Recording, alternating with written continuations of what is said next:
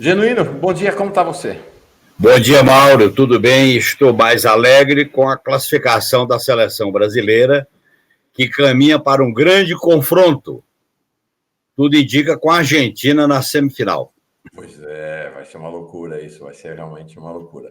Genuíno, questão do Ministério de Lula, questão militar muito delicada.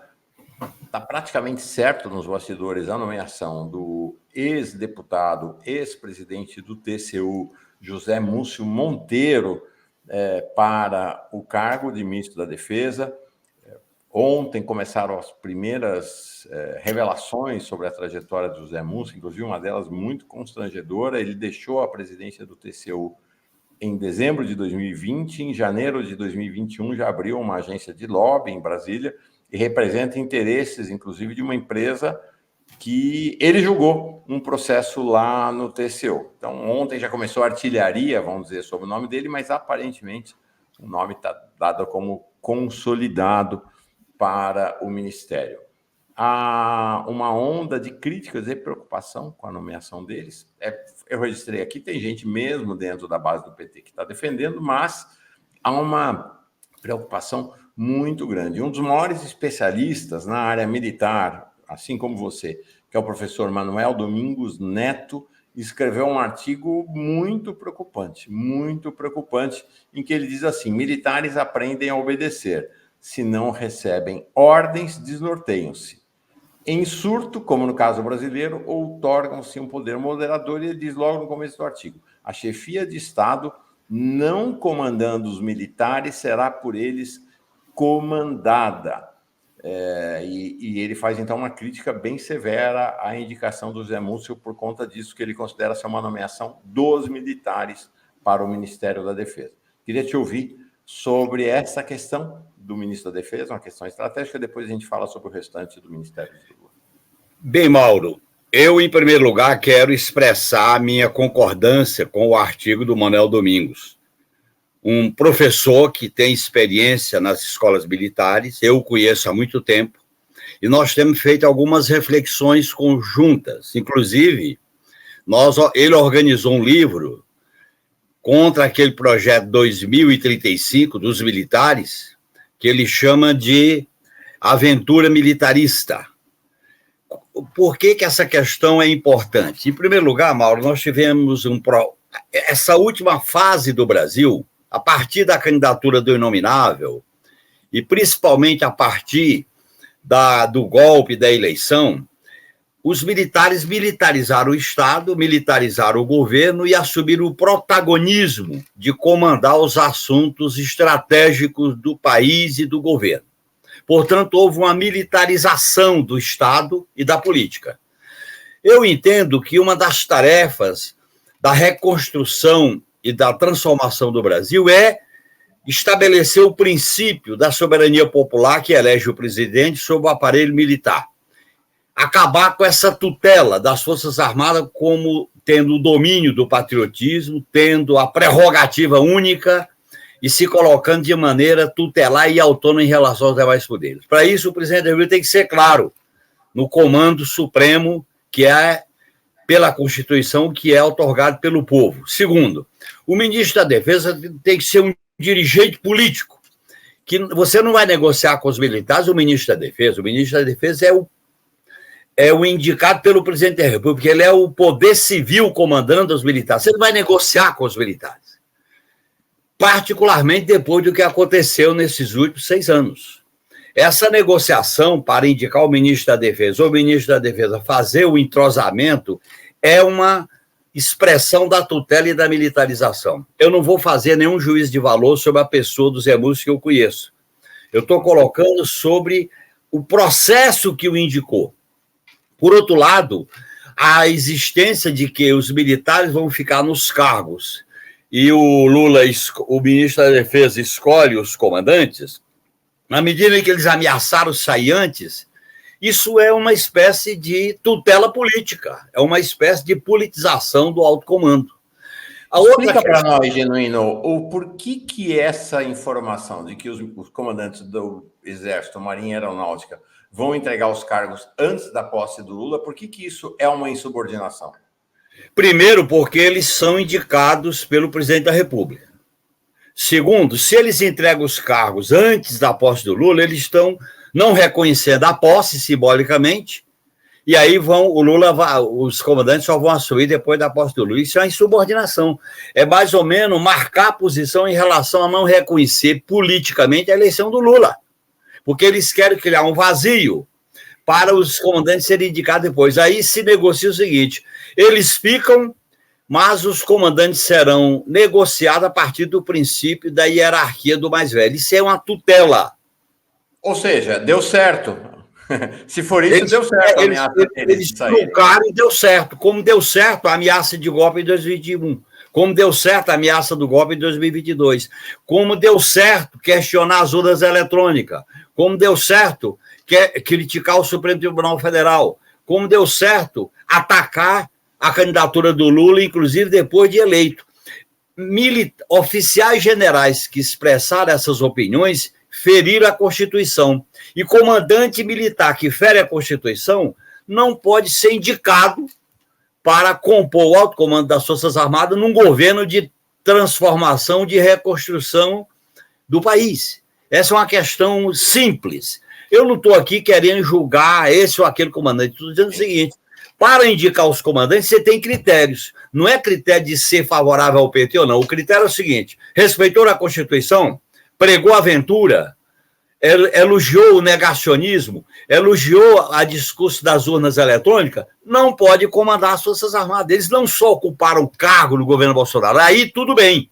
Agora, fazer o proselitismo a favor do golpe, fazer o não reconhecimento das eleições cristianas nas urnas eletrônicas e negociar a permanência deles, desde que os futuros comandantes sejam indicados sem nenhum tipo de alteração, eu acho que a tutela ganhou. E essa tutela, Mauro, significa manter a militarização. O que eu defendo, e o Lula já falou isso na época da campanha: os militares da ativa que exercem cargo civil vão para os quartéis, e os militares da reserva vão para casa. Cargo civil é ocupado por civis. Militares ocupam no governo cargos militares. Portanto, eu estou vendo nessa indicação, nessa negociação. E outra coisa, diante da crise que o país viveu, você não vai negociar com quem comandou as Forças Armadas no governo do inominável? Você não vai negociar com ele, você não negocia, você manda. Por isso que o Manuel Domingos está correto. Manda e obedece, é simples assim. E eu acho que essa maneira de fazer acordo com os militares, como aconteceu na transição com o Tancredo, de 79 a 85, e mesmo quando aconteceu no governo Lula com a demissão do Viegas e o fortalecimento do general Albuquerque, comandante do Exército, não é o caminho mais adequado. O ministro da Defesa não pode ter uma função esvaziada. Ele tem que ter uma função forte politicamente, porque ele é o comandante político, o presidente é o comandante supremo.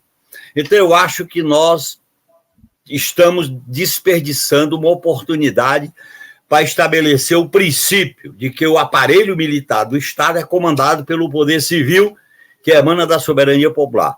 Eu estou divergindo desse processo e dessa maneira. Você não pode negociar com o alto comando das Forças Armadas, você não negocia. Você manda e eles cumprem. Porque se você negocia, amanhã tem uma crise, você tem que negociar. Amanhã tem outra crise, você tem que negociar. E você fica sempre aceitando a tutela, aceitando as imposições da cúpula militar. E num momento, Mauro, grave que o país atravessa, você viu aí a suspensão de uma compra de 5 bilhões de tanques da Itália. Esses tanques estão superados. O mundo hoje está discutindo as novas armas, fruto da guerra da Ucrânia, que é o espaço aéreo, é míssil, é drone, etc, etc. E o Brasil, em vez de estar discutindo a recuperação da Avibras, que fabrica mísseis, fabrica foguete de curta distância, está discutindo urna, tutela, manifestação em quartéis, Mauro, manifestação em quartéis. Essas manifestações em quartéis, elas estão servindo para pressionar. As Forças Armadas estão politizadas e estão agindo politicamente, e conviver com isso não dá certo. E essa é a minha observação crítica ao processo. Eu não estou avaliando a personalidade política do ex-ministro do TCU, ex-deputado e provável ministro da Defesa, Múcio. Eu acho que essa questão é chave, porque eles questionaram o Lula. Eles vibraram com a prisão do Lula. Eles tuitaram para botar o Lula não dar entrevista, e não era ninguém mais, era o alto comando do Exército, segundo o general Vilas Boas. Eles ocuparam o gabinete do presidente do Supremo, Toffoli. Eles militarizaram todo o Palácio do Planalto. Portanto, eles têm que sair dessa militarização através de um processo político dirigido pelo poder, eleito pelo povo, e não aceitar negociar um modelo de tutela. Branda, mas é tutela, amanhã ela deixa de ser branda. Sim. Eu acho que explica também para nós, Genuíno, uma questão que acho que as pessoas não têm claro. Por que é que esse critério da antiguidade... Hoje saiu uma coluna da Bela Megali dizendo o critério que Lula criou e que caiu no agrado dos militares e que é um critério objetivo e tal, quer dizer, fazendo um elogio ao que seria uma suposta objetividade desse critério. Por que esse critério da antiguidade é um critério perigoso e que não corresponde, mais uma vez, à ideia do comando civil sobre os militares? Esse critério enfraquece o comando civil sobre o aparelho militar. Por quê? Porque se você simplesmente, como o Lula fez em 2002, é bom deixar claro, 2003, de indicar os mais antigos, você não altera o comando do Exército, da Marinha e da Aeronáutica, você mantém o status quo. Numa situação de não crise, pode até se justificar manter o não status quo, como a Dilma manteve do Lula para Dilma. Agora, numa situação em que os militares mandaram, questionaram, governaram, pregaram o golpe, questionaram as urnas, apoiaram o negócio da não vacina, você dizer que o critério da antiguidade significa o seguinte: quem estava nas posições de comando vai ser mantido. Isso é um equívoco. O equívoco é esse: enfraquece a autoridade do Poder Civil. O Poder Civil, ao indicar o ministro da Defesa, ele tem a prerrogativa de indicar os generais oficiais. E aí ele pode contrariar a antiguidade. A antiguidade ele pode contrariar indicando os mais modernos. E aí altera para os mais antigos. Por que os mais antigos? Eu não estou me referindo aqui, Mauro, aos mais antigos no sentido da perseguição. É o mais antigo das posições assumidas quando comandaram o Exército, Marinha e Aeronáutica. É nesse sentido que enfraquece a autoridade do presidente da República. E esse alto comando, mantendo a antiguidade, que é os que estão hoje, você vai ter um alto comando sob a influência das posições do governo que nós derrotamos, na politização das Forças Armadas, porque as Forças Armadas foram politizadas por esse processo de golpe por dentro das instituições. Então, eu acho que isso aí é verdade o que a jornalista coloca. O Lula defendeu esse critério quando assumiu em 2003. Eu acho que mesmo nessas condições, se o novo governo assume, ele tem autonomia para indicar os comandantes, não com o critério de ser favorável a ele ou não, é o critério do Estado, porque o presidente da República é chefe de Estado e chefe de governo. E ele indica para o alto comando aquelas lideranças ou aquelas figuras militares em que ele expressa uma confiança, porque ele é o comandante supremo das Forças Armadas. Ele tem a prerrogativa de escolher os comandantes, assim como indicar o ministro da Defesa. Qual era o mais correto? Indica o ministro da Defesa sem consultar comandante. Qual é a pessoa mais indicada para comandar as forças, politicamente, as Forças Armadas? É fulano. Aí esse ministro vai imediatamente conversar, aí sim é o ministro da Defesa. Aí ele indica os comandantes com base no critério. Qual é o critério que contraria a antiguidade? Assumir posições de defender o golpe? Criticar o Supremo indevidamente? Pregaram o questionamento das urnas eletrônicas, participar daquelas manifestações do 21, de 2021 e 2022, no 7 de setembro. Quem falou, quem disse, quem orientou essa politização dos quartéis tem que ser afastado para assumir os outros mais modernos. Foi assim que o Petro na Colômbia fez recentemente. E ele mandou para a reserva todos os militares. E olha, vamos combinar. O poder militar na Colômbia é muito forte também, né, Genuíno? Não é... Muito forte. Ele, além de mandar para a reserva, Mauro, semana passada ele fez um pronunciamento oficial, coisa que nunca foi feita no Brasil, expressando uma reparação e um pedido de desculpa diante dos crimes contra os direitos humanos praticados pelo Estado colombiano. E não teve militar que questionasse. Quando você permite negociar politicamente com as Forças Armadas, você está permitindo o jogo político com elas. Não pode ter jogo político com as Forças Armadas. Quando o Juscelino assumiu, teve o jogo político que expressou no lote. Quando teve a crise de 61, que deu no parlamentarismo, houve negociação com os ministros militares. Essa ideia de negociar, as Forças Armadas exercem uma espécie de mito do poder moderador. Se você reconhece, elas vão continuar tutelando e mandando, militarizando. Não é só o cargo de militar no Planalto, é mandando estrategicamente sobre os rumos do país. No meu modo de entender, isso é uma decorrência dessa política que o Lula praticou em 2003 e está praticando agora. Só que agora, Mauro, é mais grave. Muito mais grave, parece, né? Quando o Lula defendeu isso em 2003, ele estava sucedendo o Fernando Henrique Cardoso. Quando ele faz isso agora, ele está sucedendo o Inominável, que jogou tudo para ganhar a eleição, inclusive com fake news, com verbas para o Auxílio Brasil, com poder econômico, com morte de pessoas, inclusive com manifestação dos quartéis.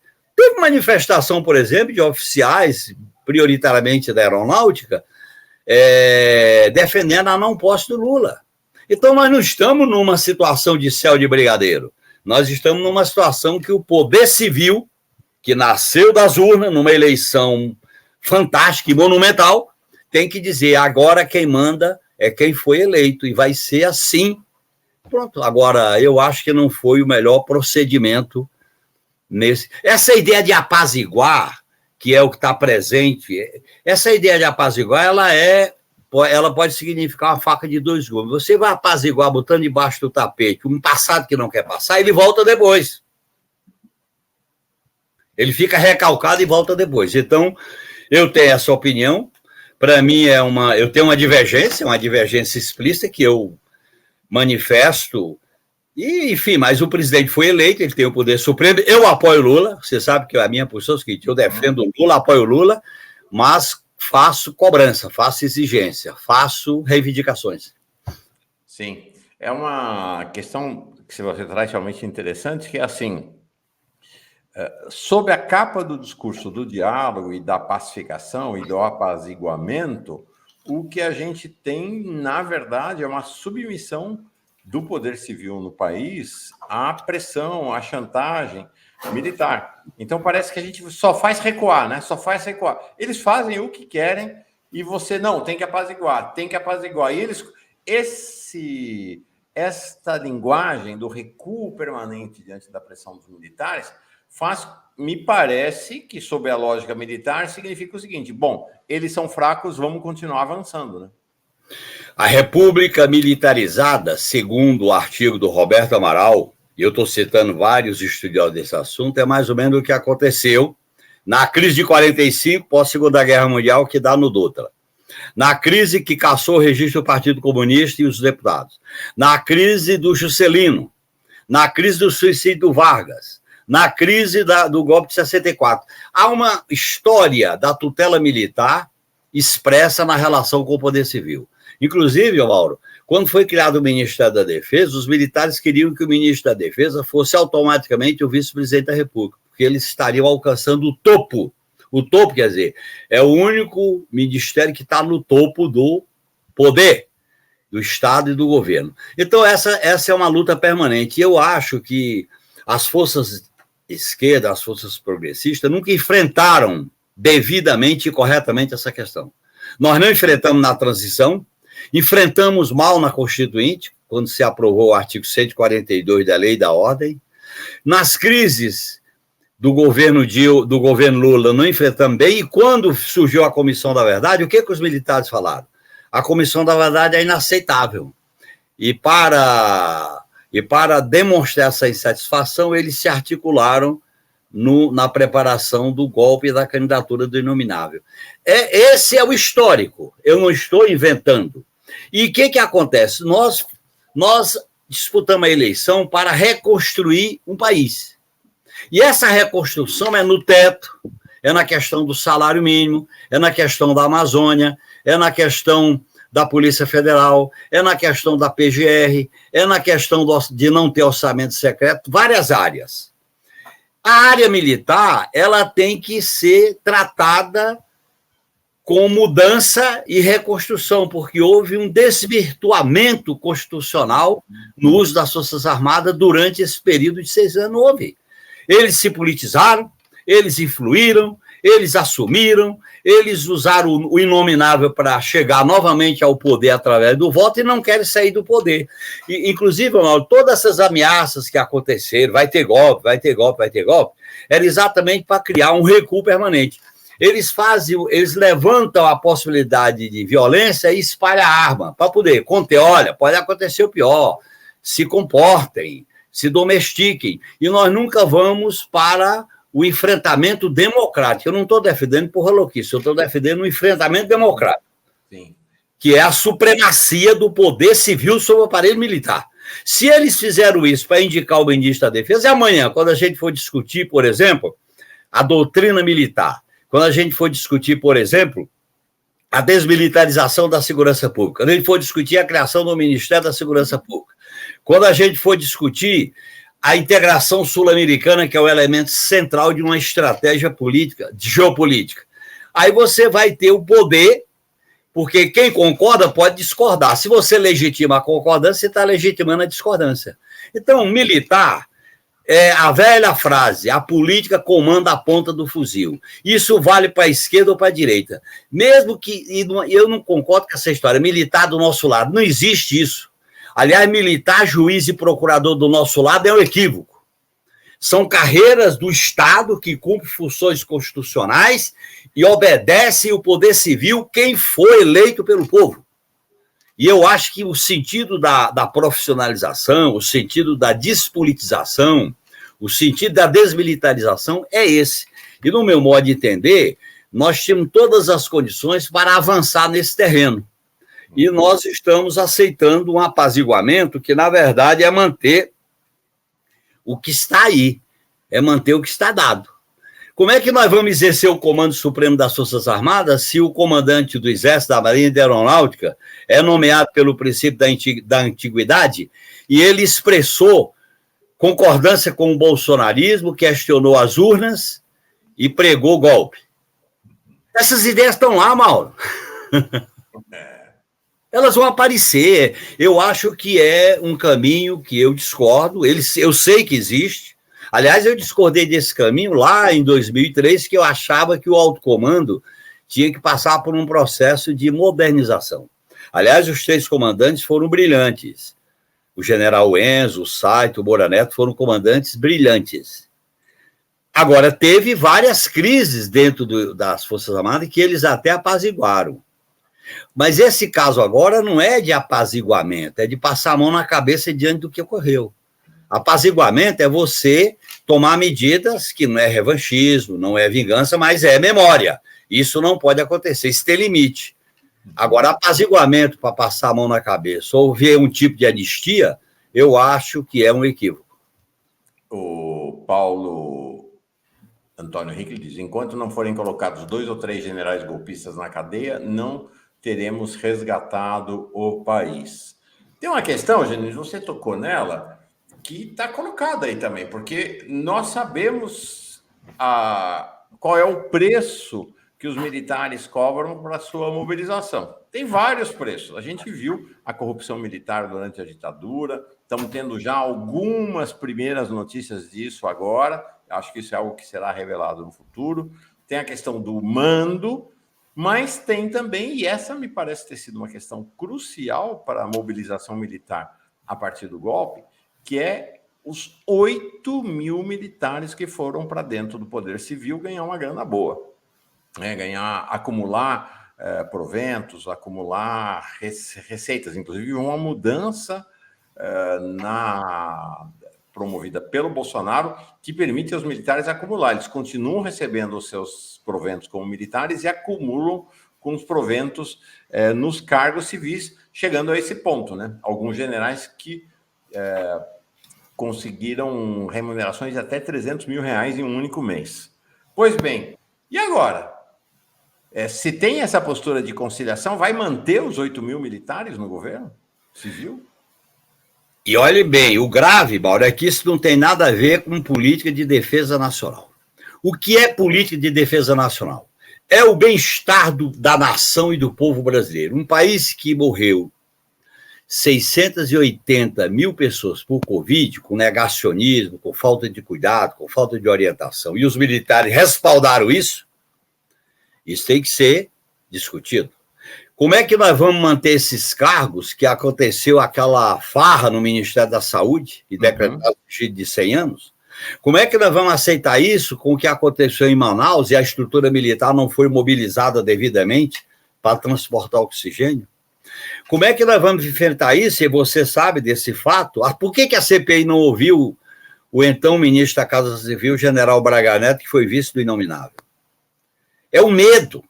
As forças progressistas e democráticas cultivam um certo temor, um certo medo. E isso não é o mais correto. Veja bem, defesa nacional, Mauro, é a submissão do país, das Forças Armadas, o acesso à tecnologia sensível. Você não pode ter hoje Força Armada sem tecnologia sensível da guerra cibernética, aeroespacial, do fundo dos oceanos. Isso aqui é defesa. O que esses militares estão fazendo não tem nada a ver com defesa. É a ocupação de cabos e privilégios do pior tipo. Depois você tem o seguinte, o aparelho militar, a estrutura militar tem que estar subordinada à soberania do poder civil, na questão orçamentária, previdenciária, investimento, etc. Se você os aparta dessa influência do poder civil, você está criando um espírito de casta, porque a tutela é a autonomia e a casta na hora de discutir orçamento, previdência, inclusive a justiça militar. Você pode ter, em certas circunstâncias, uma justiça militar quando se trata do emprego das Forças Armadas. Agora, uma justiça militar permanente, como um braço do sistema de justiça, é a justiça corporativa.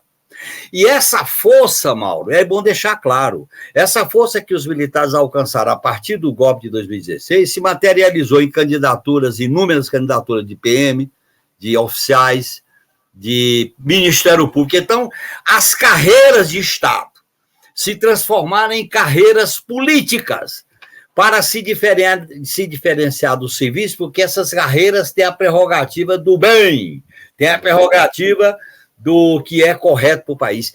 É o espírito ideológico da tutela, do mito do poder moderador. E eu acho que nessa questão nós tínhamos uma janela de oportunidade para tomar outro tipo de medida.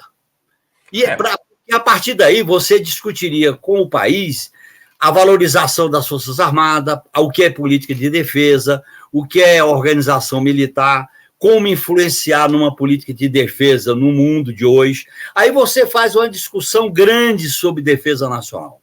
Essa ideia de que a defesa nacional é um assunto para militares não é correta. Em todos os países do mundo, a questão militar é um assunto da sociedade e do Estado e dos poderes, também dos militares. Mas não pode ser exclusividade dos militares. Essa ideia de que a sociedade presta continência aos militares, eles são tutores, eles são poder moderador, isso é um equívoco. Algumas vezes a esquerda pagou por esse equívoco. E no meu modo de entender, agora a esquerda escolheu um caminho que pode ser, no meu modo de entender, prejudicial para os rumos do regime democrático do país. Eu sou muito claro, porque eu vivi, Mauro, isso.